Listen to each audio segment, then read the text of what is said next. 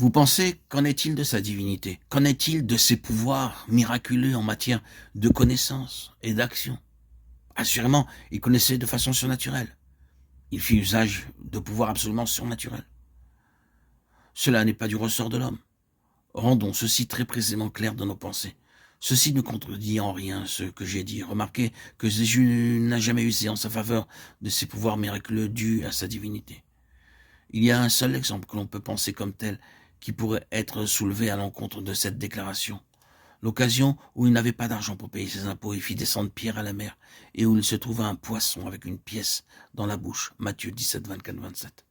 Vous pourriez dire, ce serait très agréable d'avoir ce pouvoir-là pour payer nos contributions. Ah, seulement soyez prudents, ce n'est pas tout à fait aussi évident que cela. Cela ne contredit pas réellement ce que j'ai dit. Il n'a jamais fait usage pour lui-même des pouvoirs surnaturels de la divinité, et ceux-ci ne l'ont jamais soustrait au terrain de la dépendance à Dieu et à la base de la foi.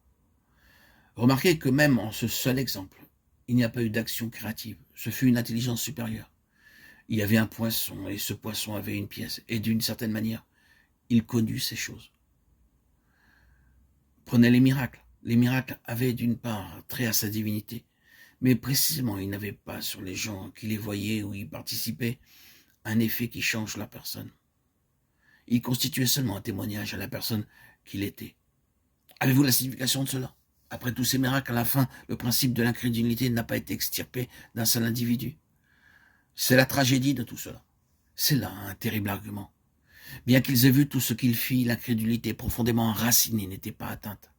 La chose étonnante, même parmi les disciples, était qu'ils étaient encore capables de manifester une incrédulité profondément ancrée, ou homme sans intelligence et dont le cœur est lent à croire. Luc 24, 25.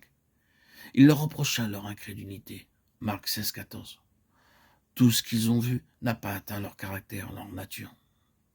Donc, cela fut accordé seulement en vue d'un témoignage, un témoignage à la personne qu'il était. C'est là un aspect. Car voyez-vous, il y a deux aspects à cette question.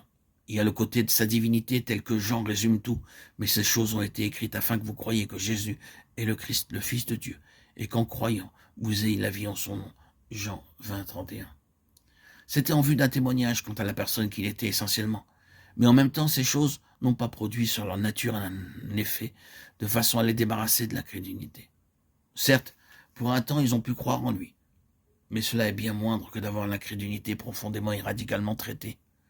Les miracles ne produisirent pas cela, et Jésus n'a pas escompté qu'il le ferait.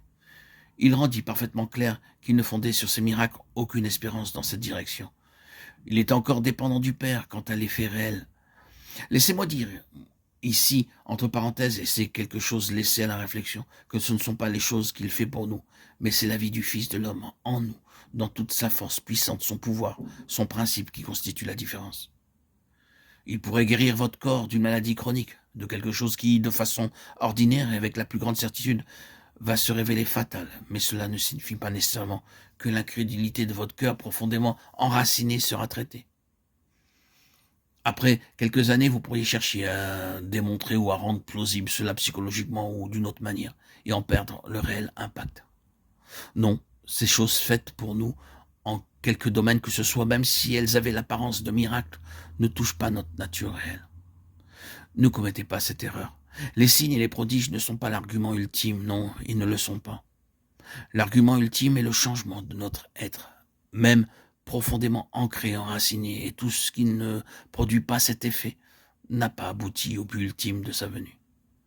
Ce n'est pas ce qu'il ferait pour nous de façon miraculeuse par des choses extérieures, c'est ce qu'il est lui-même en nous, en tant qu'autre genre de personne. C'est là ce qui importe. C'est Christ en vous, l'espérance de la gloire, non pas Christ opérant des miracles pour vous.